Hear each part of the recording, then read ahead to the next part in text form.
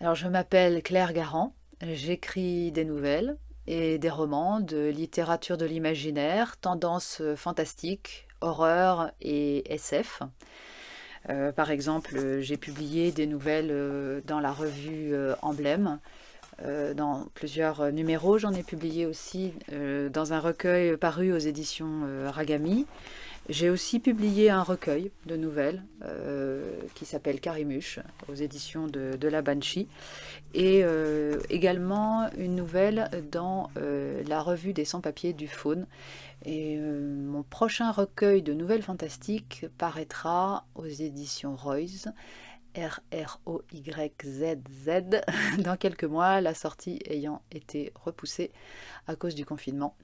Mais j'écris aussi du policier. J'ai fait paraître un récit policier qui s'appelle Meurtre au vert aux éditions Prémédite. Et je publie aussi des textes réalistes, contemporains, notamment une nouvelle qui est parue dans la revue Brève et une autre qui paraîtra dans la revue Saint-Ambroise prochainement. Également un petit retard dû au confinement. J'ai posé mes valises en Bourgogne avec mon mari et mon chien parce que j'y suis très bien. L'herbe y est verte et les gens sont très accueillants. Alors moi je suis quelqu'un qui n'aime pas le café, ni le thé, ni l'alcool, mais mes émotions fortes je les trouve dans la lecture et l'écriture bien sûr. C'est pour moi quelque chose de très important.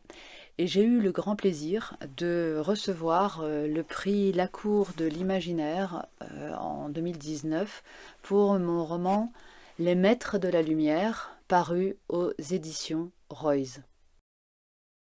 Alors mon thème de prédilection est vaste, puisque c'est l'humain face aux défis de la vie. Tous les défis, mais en particulier les défis technologiques, le transhumanisme, l'immortalité, le piratage du cerveau, les biotechnologies, l'utérus artificiel, des sujets qui me passionnent. Des défis plus ancrés dans le réel, comme le harcèlement, les inégalités, l'esclavage moderne, les dérèglements économiques, sociaux, le bien-être animal, sujet qui agite l'actualité, peut-être pas suffisamment pour certains. Des défis qu'on pourrait qualifier d'humains aussi, comme la mort de quelqu'un qu'on aime, la destruction de ses rêves, la trahison des amis proches. Donc comment on s'en sort? Comment on survit? Pousser le personnage dans ses retranchements au milieu d'une société en décalage avec lui, tout en faisant monter un peu le suspense, ça me plaît. J'aime bien aussi juste raconter des histoires sans grands enjeux. Raconter une histoire, c'est toujours un plaisir, la mécanique de l'histoire.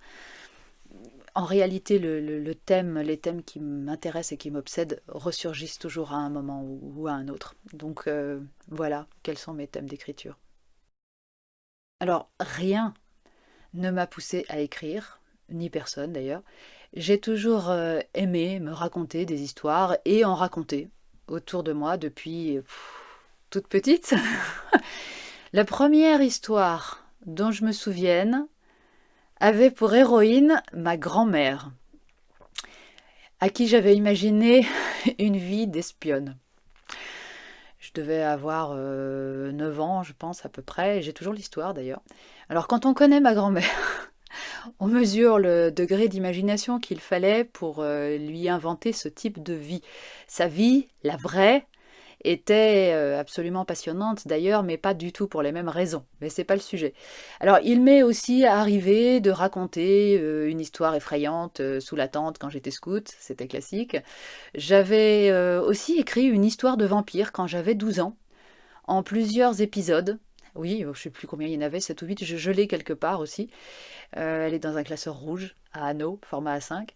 Je l'avais fait passer à mes copains de classe, qui avaient bien aimé d'ailleurs, mais bon, c'est resté sans suite. Et depuis, bah, je n'ai jamais arrêté d'écrire. Jamais. J'ai toujours écrit. Toujours. Du long, du court, du bizarre, de l'absurde, du fantastique, du réaliste, tout. Enfin, presque tout.